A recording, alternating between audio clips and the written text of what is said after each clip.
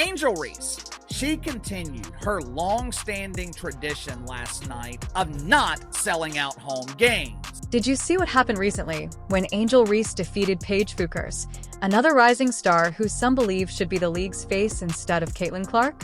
With two of the most well-known figures in women's basketball sharing the court, you would think there would be a wild atmosphere and a packed arena, but that wasn't the case.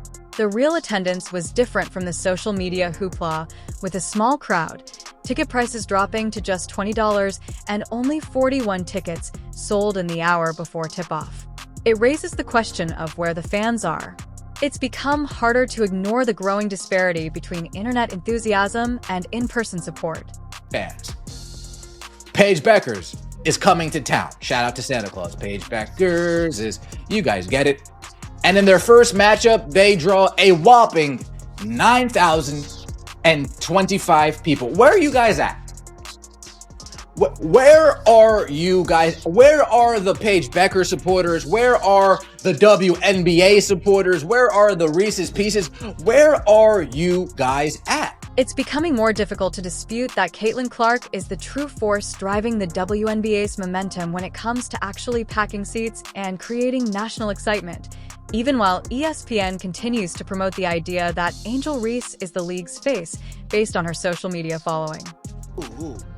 Who has the most TikTok followers? Ooh. Who has the most Twitter followers? Ooh. Who has the most Instagram? Who has the most this? Who has the most that? Who has the most viewership? Who has the most attendance? Who has the biggest impact on the game? We all know the answer to that question. The events that transpired on that court are going to blow your mind. So let's get started. I mean, after all, this is the #1 most followed WNBA player on Instagram, followed by the #3 most followed WNBA player on Instagram. And last night, they were in the Wintrust Center, the Wintrust Arena, which holds a capacity of 10. With a headline game against the Dallas Wings that had all the makings of a major event, Angel Reese's most recent performance was highly anticipated. It was held at Wintrust Arena, which can accommodate about 10,000 people, but the odd thing is that it barely sold out. Gonna put on a show. So when you see Angel Reese and Paige Bueckers locking horns for the first time in the WNBA, you would expect a sellout. Yes, you heard correctly. Angel Reese, supported by her enormous internet fan base, played on her home court in one of the season's most anticipated games. On the opposing side was Paige Bueckers, another rising star with a sizable fan base, but for some reason, a matchup that should have packed the arena looked oddly empty. Yes, this was a traumatic experience, but I was also confused as to why this game was being played at Wintrust Arena. Correct me if I'm wrong here. Paige Bueckers is a big star, right? According to the mainstream media. Since the cameras never once panned out to show the suspicious audience during the entire broadcast, and let's not forget that this wasn't some huge venue victory. Even with a recorded attendance of 9,000, many are beginning to wonder if that number was really true. In actuality, the arena is among the state's smallest. Now, according to the media, these are two of the biggest stars in the dump, but for some reason, this high-profile matchup was not moved to the United Center, which I believe is the largest arena in the NBA. With an event of this magnitude, you would think the WNBA would take advantage and move it to an arena that could accommodate an actual crowd. But for some reason, the diva of Dump Divas, Kat Engelberg, she decided to keep the game at Wintrust Arena. Now, let's talk about ticket sales, because this part's wild. 30 minutes before tip-off last night, I checked StubHub to see how many tickets were available. As I pulled up the game, I was greeted by a nice message. Hey there, Angel Reese fan! I see you're interested in tickets. You better hurry. These tickets are hot, hot, hot. We have sold 41 tickets in the past hour. Get them while you can. In the last hour before tip-off, only 41 tickets were sold for a game starring two of the league's most well-known stars, which is not only surprising but downright disgusting. Tickets were as low as $20, yet fans weren't exactly scurrying to buy them. Nearly 1,000 tickets didn't get sold for this game. the #1 most followed WNBA player? Paige Becker is the most hyped WNBA player since last year? Very interesting how that works. Despite claims of a sellout, the arena appeared far from full, and when rumors of a small crowd begin to circulate, it becomes evident that something is amiss. This situation highlights a clear disconnect from the hype surrounding players like Reese and Buchers. Sure, their social media followings are massive.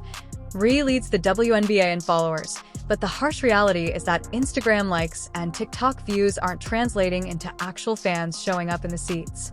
Reebok, shout out to Reebok, they go all out for your girl. Reebok already, we're going to make this Angel Reese's signature logo. They already have a couple PEs ready to go. They have her clothing line. Reebok's behind your girl. Reebok's pushing your girl out there. But how come it's not translating into attendance? Regarding Angel Reese and the WNBA, there is a noticeable discrepancy between the hype and the facts. The league largely relies on Reese's enormous social media following and high-profile partnerships like the Reebok relationship as evidence of her growth. But if she is truly the league's face, why aren't fans attending? 30 minutes before tip-off, a lot of the venue, which is indicated above in purple, still had tickets available, many for less than $20. The arena wasn't full, and the broadcast felt low budget for what was meant to be a blockbuster clash. This game, which should have been a historic WNBA event, featured 2 stars, Reese and Paige Buchers, but the attendance was disappointing. While the WNBA promotes Reese's popularity, Caitlin Clark, who has frequently been directly compared to Ree, is conspicuously absent, and her absence is having a significant impact everywhere. Games without Clark aren't attracting the same TV ratings or ticket sales. The Chicago Sky's 2 home games this season against well-known teams like the New York Liberty and Dallas Wings both reported the exact same attendance of 9,025. The likelihood of 2 back-to-back games having identical attendance numbers is slim to none, raising concerns about how those figures are being reported and raising the possibility that the league may be inflating numbers to boost Reese's image. Clark is obviously the star of the national spotlight, but social media recognition does not always translate into attendance or ratings. The WNBA has built too much momentum around one player, which makes it dangerous to play. When Clark is off the court, casual fans, the lifeblood of the league's growth, disappear first. Hardcore fans will remain devoted, but it's those casual viewers who create the big viewership spikes and push the league into the mainstream conversation. To put it bluntly, Clark's injury is not just a setback for basketball fans, it's a major problem for the entire league. Ticket sales are down, viewership is declining, and the spark that Clark brings to games is missing. When Clark played in the Fever vs. Mystics game, the broadcast drew 581,000 views. Without her, that number fell to 357,000, a significant reduction. Clark's games seem like events, drawing in fans who might not often watch the WNBA. The WNBA needs Clark's presence to turn games into must-watch moments.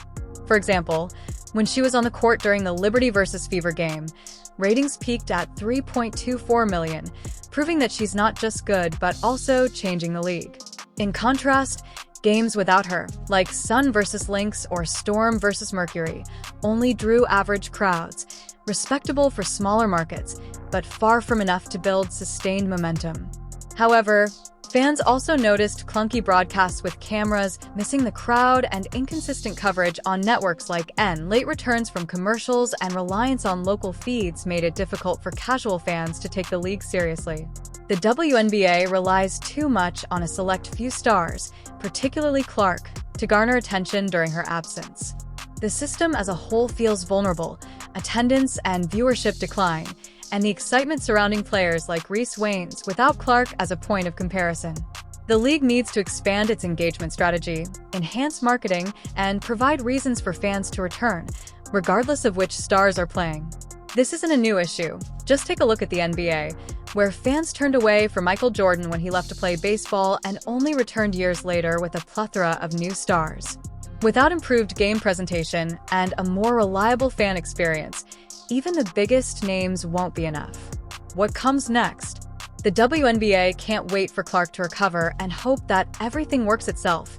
They need to reconsider their strategy if they want to build a loyal fan base that goes beyond just one or two players.